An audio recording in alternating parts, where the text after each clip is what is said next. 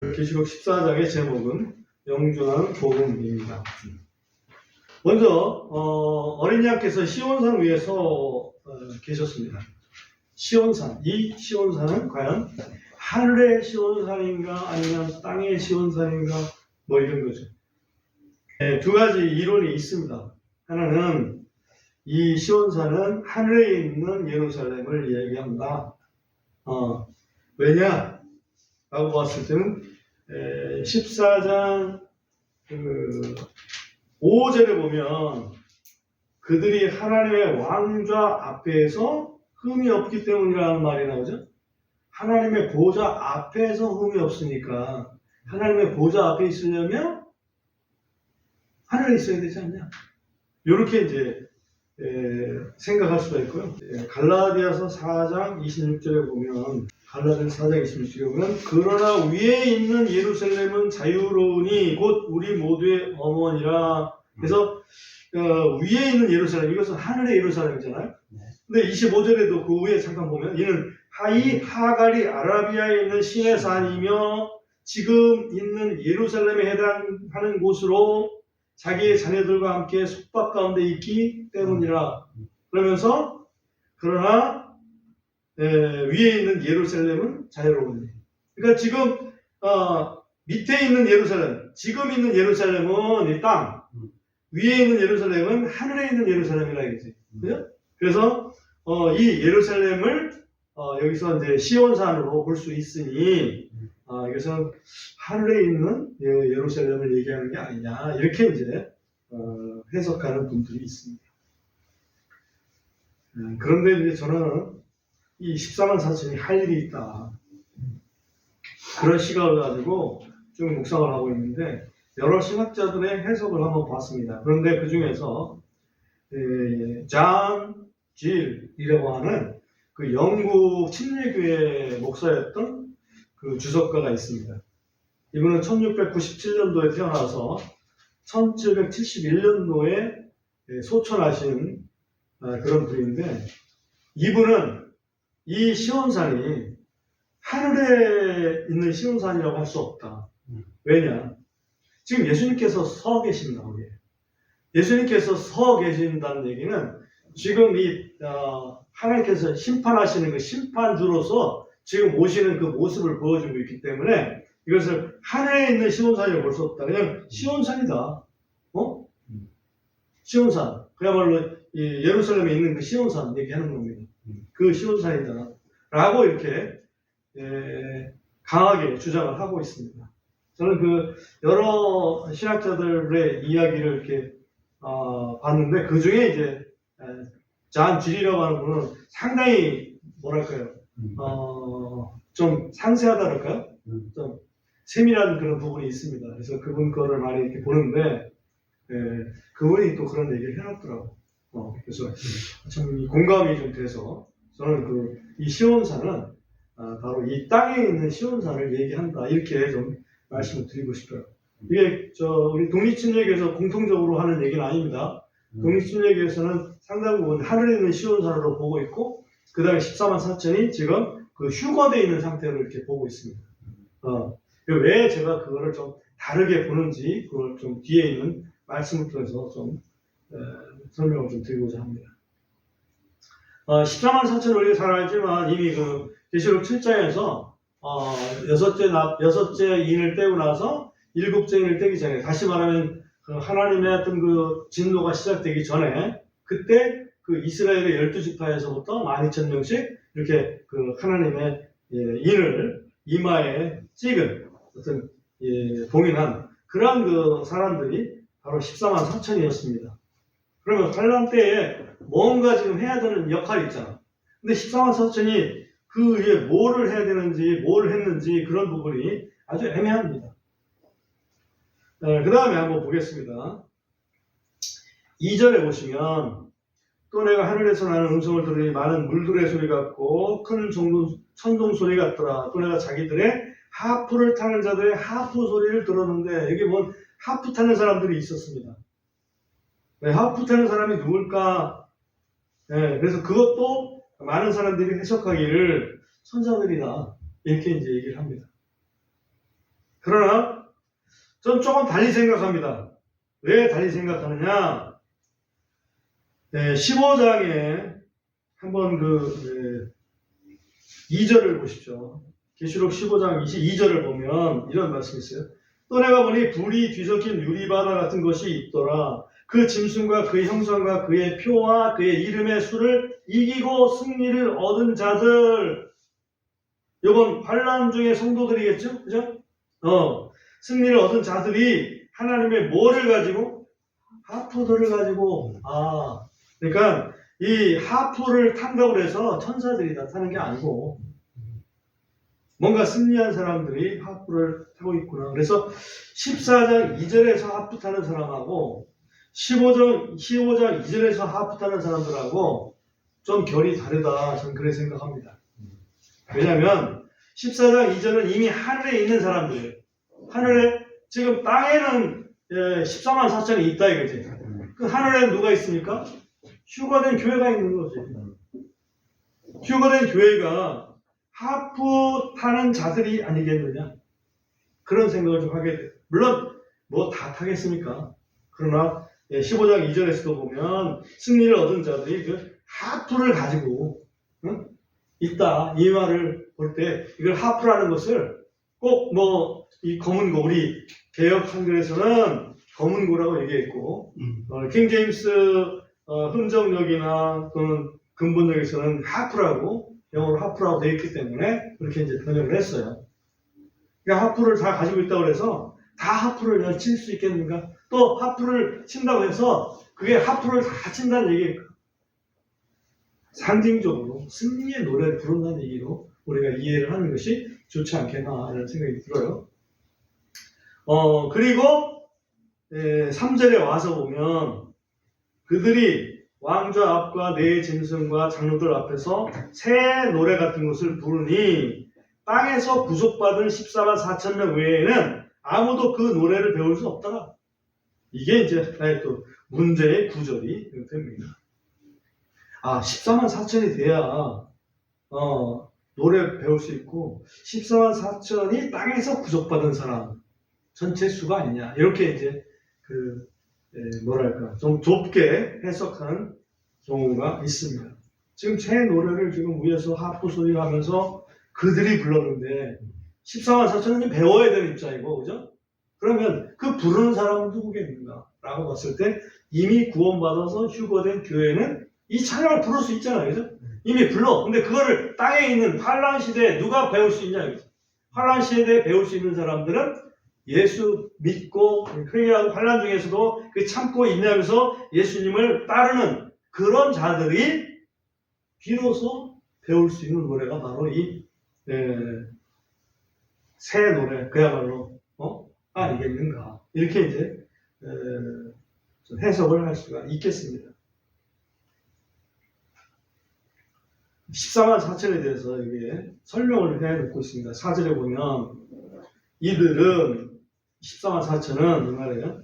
여자들과 함께 더럽혀지지 아니한 자들이니 이들은 순결한 자들이기 때문이라. 여기 보면 그러면 14만 4천은 전부 당연히 남자겠지만 남자를 12,000명, 종족들로 12,000명씩 해놨기 때문에 일꾼들로 썼기 때문에 군인들처럼 남자겠지만 아무튼 여자들과 함께 더럽혀지지 아니한 자들이고 순결한 자들이고 어린 양께서 어디로 가시든지 따라가는 자들이다 이거지. 그리고 이들을 표현하기를 사람들 중에서 구속받아 하나님과 어린 양께 첫 열매가 된 자들이더라. 우리는 우리가 첫 열매라고 하는데 14만 4천을 첫 열매라고 그러니까 이거 참 곤란한 거 아니겠습니까? 이 첫 열매라는 의미가 무엇인가 하는 것이 우리가 또 생각해 봐야 될 문제입니다. 지금 여기에 여자들과 더럽혀지지 아니한 자들, 다시 말하면 총각들이라는 얘기인데 문자적으로는, 그러나 여기에 영적인 의미를 좀 더 부여를 할 필요가 있습니다. 적그리스도가 와서 하나님 아닌 적그리스도를 사탄을 숭배하도록 유도를 하잖아요. 그리고 강요를 하고 거짓 선지자는 더욱 그 유도를 하고, 만약에 그 적그리스도를 섬기지 않으면 적그리스도인지 몰라요, 사람들이. 진짜 메시아인가 보다 이렇게 생각하는데, 그걸 섬기지 않으면 죽이거나 또는 생존하지 못하도록 그런 시스템을 만들어 놓는 거 아닙니까? 그죠? 그렇기 때문에 여기서의 그 여자라는 것은 우리가 많이 나오는 계시록에 나오는 음료, 다시 말하면 하나님 반대의 어떤 그 종교 세력, 영적인 세력, 그것을 지금 의미하는 것이다, 이렇게 좀 확대 해석할 수가 있습니다. 그래서 정말 그리스도인이 된다는 것은 그런 여자들하고는 진짜 전혀 상관없는, 그런 잘못된 교리들하고는 전혀 상관없는 참된 그리스도를 따르는 사람들, 이 사람들이 바로 14만 4천이다, 이렇게 이제 보는 것이 맞겠다. 그 다음에 거기 이제 첫 열매라고 하는 그 핵심 표현이 좀 있는데요. 이 첫 열매라는 게 과연 무엇일까? 우리 이미 그리스도인들도 한번 보세요. 야고보서 1장 18절 잠깐 봅니다. 야고보서 1장 18절을 찾아서 한번 같이 읽어보겠습니다.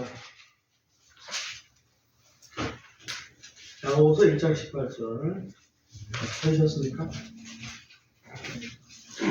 그분께서는 시작. 그분께서는 자기 자신을 그쳐서 나온 진리의 말씀으로 우리를 낳으셨으니 이것은 우리가 그분의 피조물들 중에서 첫 열매에 속한 한 종류가 되게 하려 하시니라. 여기 있는 우리라는 것은 야고보가 이렇게 당시에 얘기했던 우리 교회 성도들을 얘기하잖아요. 환란 시대의 성도가 아니라 교회 시대의 그 성도들을 얘기하는데, 이 성도들이 첫 열매에 속한 한 종류가 되게 하려 하시냐. 우리가 한 첫 열매인 건 분명하다. 근데 여기 계시록에서 이 첫 열매라고 이렇게 하신 이유는 무엇일까? 그런 해석은 거의 안 하는데, 이것은 환란 성도의 첫 열매다, 이거지. 환란 성도의 첫 열매.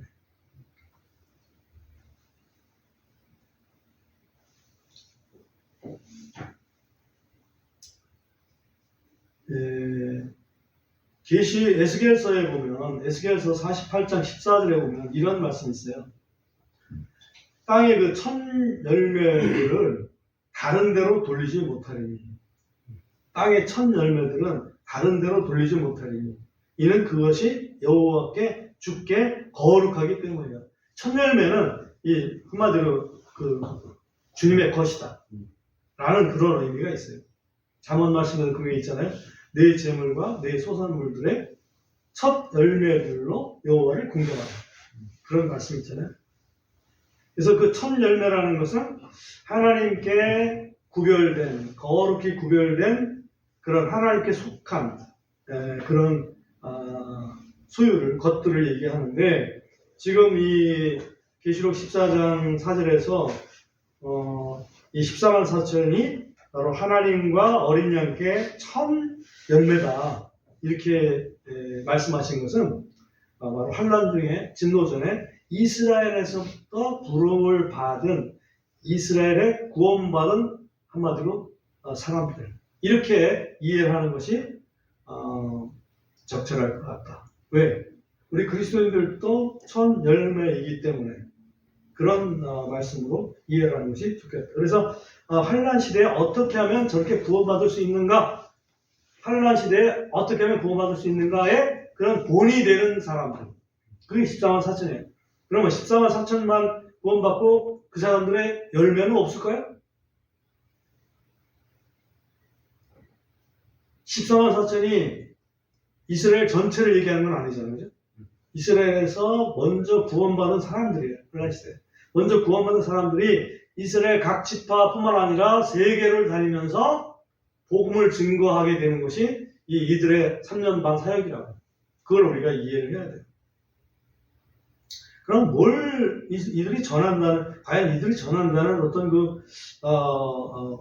그걸 의미할 만한 그런 구절이 있을까? 라고 봤을 때는 바로 이 6절에 나오는 영존하는 복음이다. 그렇게 이해를 할 수가 있습니다. 6절에 보면 또 내가 보니 다른 천사가, 여기 천사죠? 다른 천사가 하늘 가운데로 날아가는데 땅 위에 거하는 자들과 각 민족과 족속과 언어와 백성에게 선포할 영존하는 복음을 가지고 큰 음성으로 이르되, 그러니까 영존하는 복음을 가지고서 말을 하는데 뭐라고 하냐면, 하나님을 두려워하고 그분께 영광을 돌리라. 이는 그분의 심판의 시간이 이르렀기 때문이니 하늘과 땅과 바다와 물들의 근원들을 만드신 분께 경배하라 하더라. 영존하는 복음을 가지고 있어요, 이 천사가. 그러면서 큰 음성으로 얘기를 하면서 뭐라고 얘기하냐면, 세 가지를 볼 수 있는 하나님을 두려워하라, 하나님께 영광을 돌리라, 하나님께 경배하라, 이 세 가지를 얘기하고 있어요. 하나님을 두려워하라. 사람을 두려워하지 말고, 적그리스도 두려워하지 말고, 하나님 두려워하라. 하나님께 영광 돌려라. 적그리스도와 사탄에게 영광 돌리지 말고, 하나님께 경배하라. 적그리스도 우상한테 경배하지 말고. 그럼 어떤 사람한테 어떤 일을 해야 이걸 할 수 있나요? 그리스도를 따라야만 이게 가능한 거예요. 네? 그래서 영존하는 복음이라는 것은 환란 시대에 선포되는 복음이지만, 그 복음이 그리스도를 배제한 복음이 아니고 그리스도를 따르는 복음이라고. 네, 그거를 누가 전해요? 천사가, 많은 분들이 천사가 전한다, 이거는 그렇게 얘기를 해요. 천사가 전한다. 천사가 모든 세상에 돌아다니면서 각 사람들한테 이렇게 전한다. 그럼 십상천은 뭐하고? 십상천은 지금 하늘에 휴거되어 있다, 이렇게 이해를 한다니까?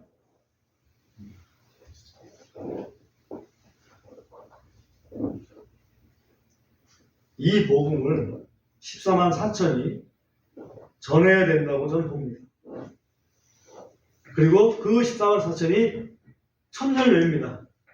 어찌 보면 환란 성도의 천열매. 우리는 교회 시대의 천열매들이잖아요. 그래서 교회 시대의 천열매들이 그야말로 예를 들면 초대교회, 예루살렘 교회 그 성도들이라고 생각을 해보자고. 그들을 통해서 똑같은 모습으로 구원받잖아. 그죠? 그 똑같은 복음을 가지고 구원받아요. 은혜의 복음을 가지고 구원받습니다. 근데 환란 시대에는 은혜의 복음이라는 그 은혜에서, 은혜자가 좀 빠졌는데 영존하는 복음이라는 말로 바뀌었습니다. 그러나 복음은 기본적으로 예수 그리스도를 통한 구원이에요. 그러니까 기본적으로는 똑같은데 그걸 증거하면서 또 이 적그리스도의 그 압박을 견뎌내는 그런 것이 좀 다른 거예요.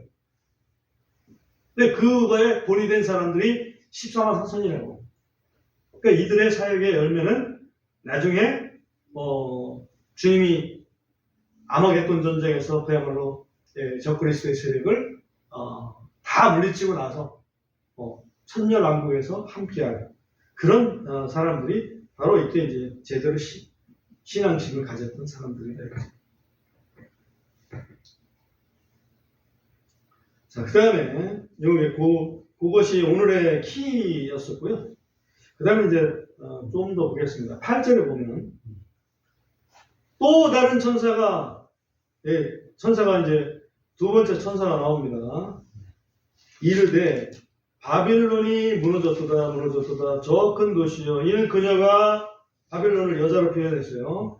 아까 여자하고 관계가 없었다는 그 우리 14만 4천하고 대비가 되죠. 이는 그녀가 모든 민족으로 하여금 그녀의 행음으로 인한 진노의 포도 음료를 마시게 하였기 때문이라.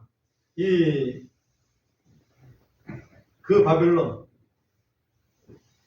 세상을 완전히 궁지로 몰았던 그 바벨론이 무너졌다라고 두 번째 천사가 크게 외칩니다. 여기 보면 모든 민족이라고 그랬죠? 모든 민족이 그 진노의 포도주를 마셨습니다. 여기 이제 표현하기를 행음이라고 표현했는데, 행음은 하나님 아닌 다른 것들을 섬기는 우상숭배를 이야기합니다. 그래서 하나님 아닌 것들로 하나님처럼 행세해서 그걸 따르게 해서, 다시 말하면 적그리스도를 따르게 해서 결국은 진노를 받게 하는 그런 역할을 바벨론이 했습니다.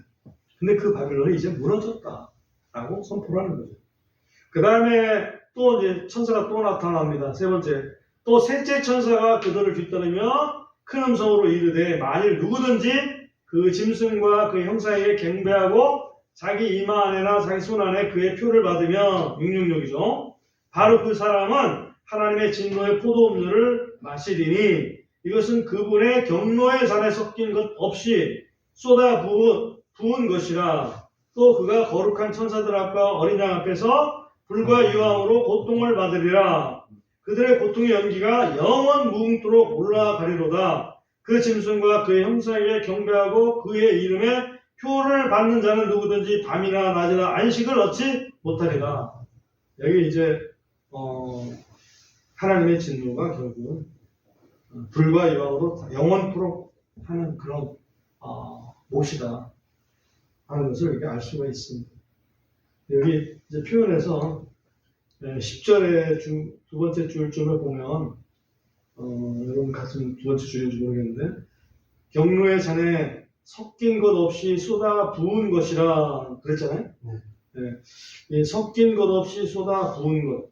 예, 사실은 부어진 것 이렇게 이제 표현하는 게 좀 맞는데 여기 약간 부은 것이다 이렇게 이제 번역을 했습니다. 아무튼 이거는 하나님의 경로가 뭔가 이렇게 흐려지지 않고 조금 더 누그러뜨리지 않고 경로 그 자체가 부어지는 그런 게 바로 진노의 포도주다 이렇게 말씀을 하고 있습니다. 그러니까 우리가 뭐 여러 가지 고난 당하지만 그런 고난하고는 차원이 다르다 하는 것을 알 수가 있고요. 그 다음에 여기 한 가지 중요한 부분이 12절입니다. 12절에 보면 성도들이라는 표현이 나와요. 그죠? 여기에 성도들의 인내가 있나니 곧 여기에 하나님의 명령들과 예수님의 믿음을 지키는 자들이 있느니라 하더라 그랬어요. 이러한 그 어려운 환경 속에서 성도들의 인내가 있다. 그럼 이 성도들은 누구냐? 성도들이 여기 오늘날의 그리스도인들이다 이렇게 이해를 하면 그리스도인들이 여기에 지금 하나님의 그 진노 속에 이렇게 그걸 통과해야 되네 이렇게 해석할 거 아니에요, 그죠? 그래서 이 계시록에 나와 있는 성도들의 표현은 제가 여러 번 말씀드리지만 이스라엘 사람들을 얘기한다 이렇게 이해를 하는 것이 맞다라고 좀 말씀을 드립니다. 그 당시에 살아남아 있는 이스라엘 사람들 14만 4천의 전도를 듣고 예수님을 따르는 사람들 그게 바로 성도들이지. 그러니까 우리는 휴거되어 있는 성도들을 얘기하는 게 아니에요. 그리고 교회를 얘기하는 게 아니라 그러니까 많은 사람들이 이걸 가지고 착각을 해가지고 교회가 환란성에 들어가야 된다는 뭐 여러 가지 휴거는 없다는 등 뭐 이런 얘기 합니다.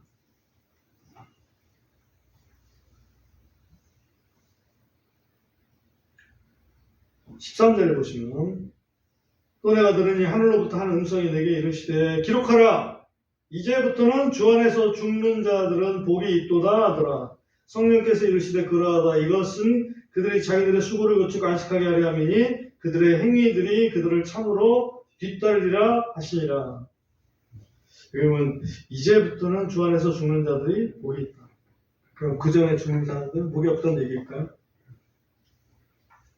여기서 죽는 자들이라는 것은 우리가 지금 현재 예수 믿고 죽는 지난주간에 우리 친척분도 있는데 소천했다 말씀 드렸는데 그런 그 죽음을 얘기하는 게 아닙니다.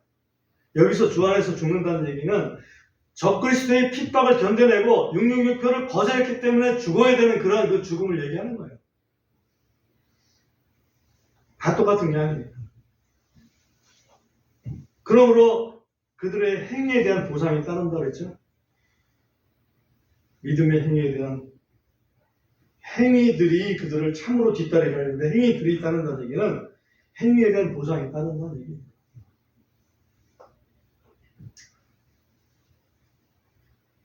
여기서 키는 아무튼 성도들은 오늘날의 그리스도인들을 얘기하는 게 아니고 혼란 시대에 살아남아서 14만 4천의 전도를 듣고 주님을 믿는 유대인 그리스도인들을 얘기한다. 기본적으로 그렇게 이해하는 게 좋겠습니다. 그 다음에 이제 결정적으로 14절부터 16절까지 보면 14만 4천의 사역의 결과가 열매들이 여기에 나타납니다. 14절 보세요. 또 내가 바라보니 보라 흰 구름이 있고 또 구름 위에 인자와 같은 이가 앉으셨는데 흰 구름 타고 오시는 분 예수 그리스도죠. 그분의 머리에는 금 왕관이 있고 그분의 손에는 예리한 낫이 있더라. 추수할 낫입니다. 또 다른 천사가 성전으로부터 나와 구름 위에 앉은 분께 큰 음성으로 부르짖기를 주의 낫을 휘둘러 거두소서. 이는 땅에 수확물이 익었으므로 주께서 수확할 때가 왔기 때문이니이다. 구름 위에 앉으신 이가 자신의 낫을 땅에 휘두르시니 땅의 수확물이 거두어지더라. 이게 이제 환란 시대에 14만 4천의 영원한 복음을 듣고 이제는 믿은 그런 그 구원받은 사람들을 우리 주님께서 거두어 들이시는 거죠. 동시에 17절을 보면 또 다른 천사가 하늘에 있는 성전에서 나오는데 그에게도 예리한 낫이 있더라. 또 불을 다스릴 권능을 가진 또 다른 천사가 제단으로부터 나와 예리한 낫을 가진 자를 향해 큰 소리로 부르짖어 이르기를 내 예리한 낫을 휘둘러 땅의 포도송이들을 거두라. 이는 땅의 포도들이 충분히 익었기 때문이라 하더라. 그 천사가 자기 낫을 땅에 휘둘러 땅의 포도덩굴을 거두어 하나님의 진노의 큰 포도즙 틀 속에 던지더라. 또 그 포도즙 틀이 보시 밖에서 밟히니 그 포도즙 틀에서 피가 나서 말굴레까지 닿았고 1600스타디온의 면적에 이르렀더라. 여기는 이제 17절부터 20절까지는 이제 땅의 포도들이잖아요. 하늘의 포도들이 아니고 땅의 포도들. 다시 말하면 땅에 있는 하나님이라고 일컬어 자칭 하나님이라고 일컬었던 적그리스도를 숭배했던, 그래서 666표를 받아서 생존하려고 했던 그 사람들을 이제는 거두어서, 앞에는 알곡을 거두었잖아요. 이제는 쭉정이를 거두는 거죠. 쭉정이를 거둬서 완전히 진노의 포도즙 틀에 밟으니까 그 피가 말굴레까지 닿았다. 그 얘기 아닙니까? 666표를 받고 영존하는 복음을 거절한 사람들, 그 사람들에 대한 심판을 여기서 묘사를 하고 있습니다. 그래서 이 두 가지 추수가 여기에 등장하고 있다. 그래서 오늘은 영존하는 복음, 이것이 천사가 전하지만 그 영존하는 복음을 온 세상에 또 남아있는 이스라엘 사람들한테 전하는 그런 책임은 14만 4천이 지었지 않겠나.